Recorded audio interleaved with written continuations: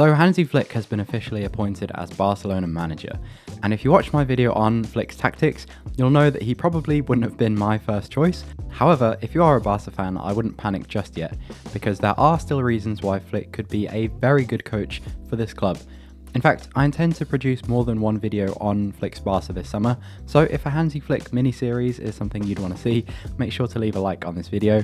But the question for today is Flick actually an upgrade to Xavi Hernandez, and what might he bring differently? And if you're hoping Flick is going to come in and revolutionise Barca's playing style, I would probably temper those expectations, because believe it or not, in terms of their tactics, Xavi Hernandez and Hansi Flick are more similar than they are different, and I'm going to explain why. When it comes to attacking football, I'd classify both Xavi and Flick as taking a quantity over quality approach. And by that I mean both managers want to arrive in the opposition box as often as possible, applying a lot of offensive pressure that is backed up by counter-pressing. And to achieve this, both share two simple principles. The first is to make the pitch as big as possible. That ensures you create space to attack, whether that's out wide, between the lines, or in behind. And the second principle is to attack that space quickly. So if the opportunity arises to find a teammate in space, you do it. And in both cases, that creates football that is quite vertical. That is to say, they go from back to front quite quickly. And that's what produces a high quantity of attacks in your opponent's third. It also, however, creates football matches that are quite transition heavy, since these vertical balls are hard to execute and will often result in a duel and a turnover. That's why pressing and counter-pressing are essential to both Xavi and Flick. When the ball is turned over, you want to win it back quickly to keep up the pressure and start another attack, essentially suffocating the opponent. Because of these similarities in ideas, the actual structures that these coaches deploy on the pitch also end up looking quite similar. As I always say, please ignore the reported formations like 4-2-3-1, 4-3-3, it tells you absolutely nothing. On the pitch, both Xavi and Flick often use in possession shapes that look something like this. This is the Barca version. Xavi used this 3-2-2-3 almost exclusively last season, and this is Flick's Bayern in a Champions League game, and this shape was very typical when they had the ball. Again, the similar ideas with 3 at the back, 2 players in support, 2 holding the width, and 2 in the half spaces. And this kind of shape suits these managers because of those principles we talked about.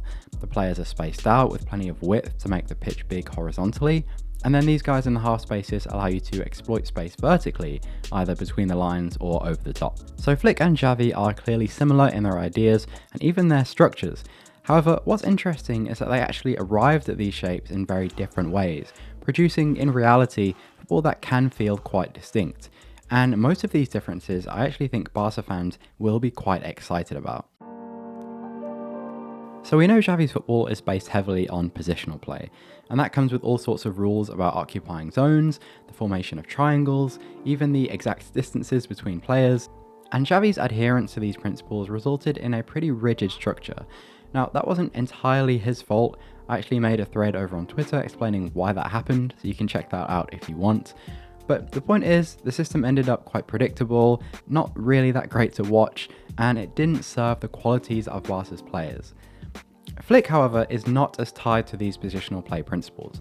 Certainly he's influenced by them, but his Bayern team was nowhere near as rigid. In fact, going back to this structure, it's made up of a pivot dropping into the back 3, the fullbacks pushing up, and both wingers coming inside. And rather than any fixed structure, there was a lot more room for players to move about, and they ended up morphing into different shapes on the fly. That would be based on whatever principles Flick was giving them, and the players' own decision making in response to their opponent.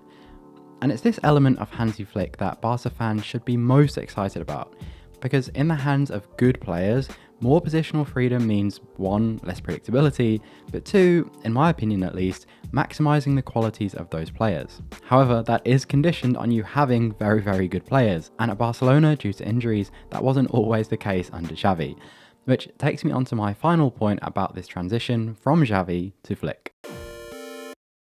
The similarities in the football of Xavi and Flick present good and bad news for Barcelona. The good news is that it should make the transition between coaches easier, since you're not completely scrapping all the principles that Xavi introduced. However, like I said in my Flick analysis, he also may bring some of the same problems.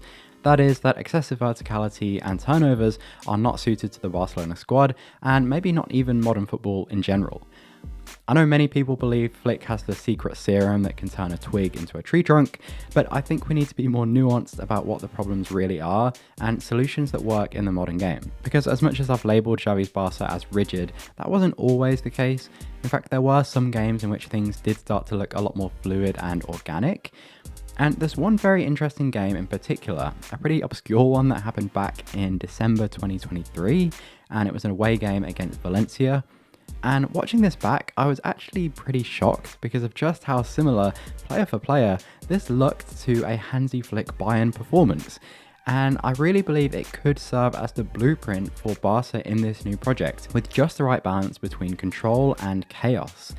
But I am getting ahead of myself because breaking down that game and why it sets the scene for Flick's Barca is going to be my next installment of the series. So do make sure to leave a like if you want to see that video and subscribe to the channel so you don't miss it.